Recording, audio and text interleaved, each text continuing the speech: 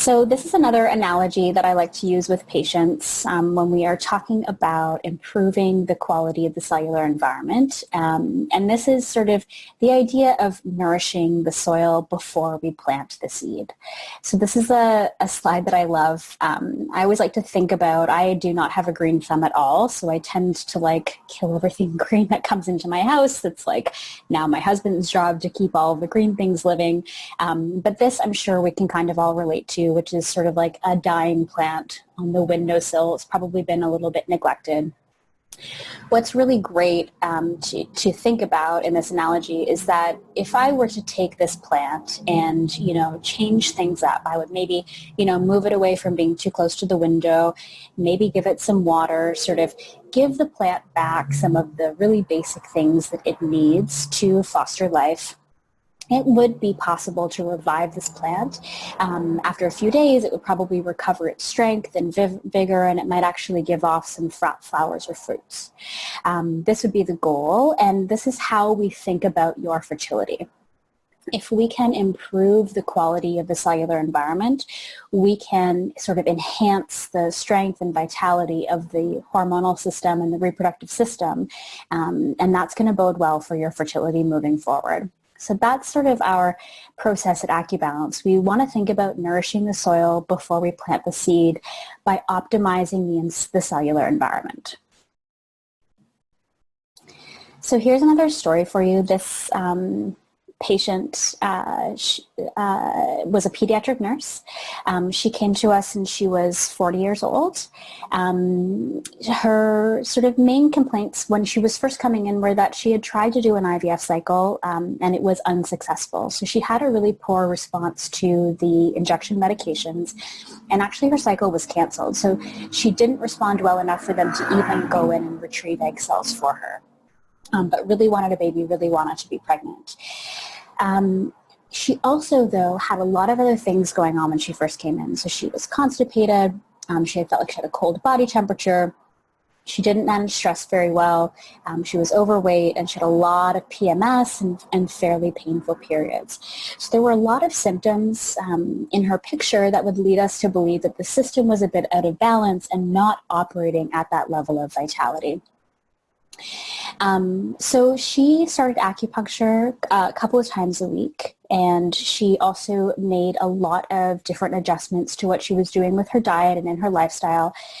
She lost a fairly significant amount of weight, even just following the AccuBalance fertility diet, which is not a diet that's particularly its main goal is not to encourage weight loss with patients, but just by removing some of the inflammatory foods and moving her body a little bit more regularly, she did lose a significant amount of weight.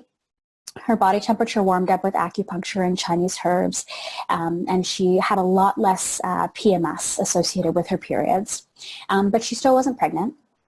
So she was encouraged to move on to another IVF cycle sort of sooner rather than later based on some of her hormone levels, which we totally supported. And she, through the subsequent IVF cycle, conceived, and she actually responded really well to that second cycle in that she gave birth to really healthy twins. So again, some of our patients do have to use that IVF in order to get those components to come together to get their healthy baby.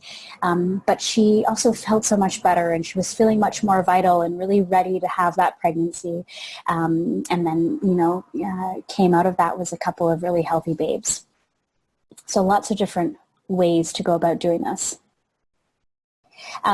This is one of the last sort of theoretical things that we're going to talk about today, which is that what we are doing at AccuBalance is working on the process of biological aging.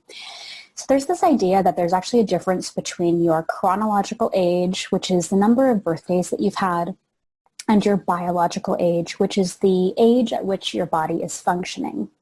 So if we think about it, we kind of all inherently know that all, let's say all 40-year-old women are not created equal. Not everyone who's 40 has the same level of health. Right? Someone could be running marathons and feeling really vital and sleeping well and doing fantastically. Another 40-year-old woman could be suffering with arthritis or constipation or low thyroid or hair loss. There could be other signs of the system being out of balance. when we talk about biological versus chronological age, what I love is they've actually done a study looking at the implications of this difference for assisted reproductive technology, which encompasses things like IVF. And interestingly, at the end of this study, they concluded that the biological and chronological ovarian age are not always equivalent, right? Not all 40-year-old women have the exact same quality ovaries as one another.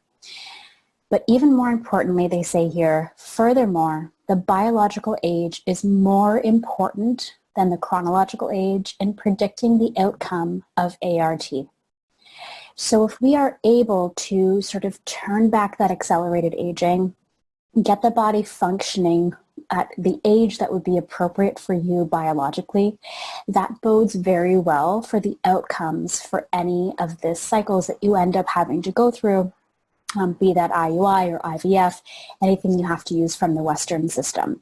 So your biological age is a more important predictor of how you might respond to something like IVF than your chronological age. So how do we know what your biological age is? There's no really great test or sort of algorithm that exists currently for us to tell you, okay, you're chronologically 40, but your body's operating like a 50-year-old.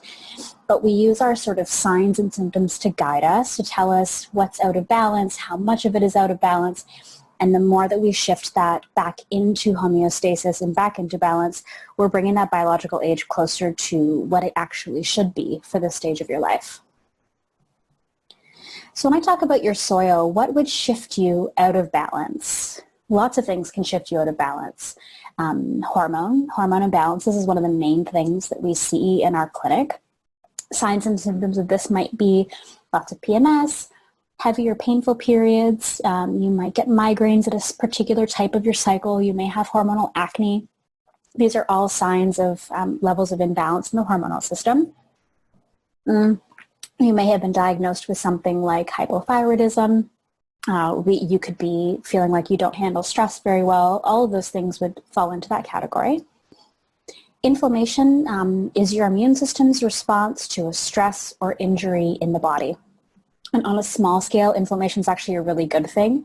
So if I were to get a cut on my hand and it got infected, that's inflammation, right? So heat and pain and redness, that's an acute level of inflammation that would help my body heal from that cut.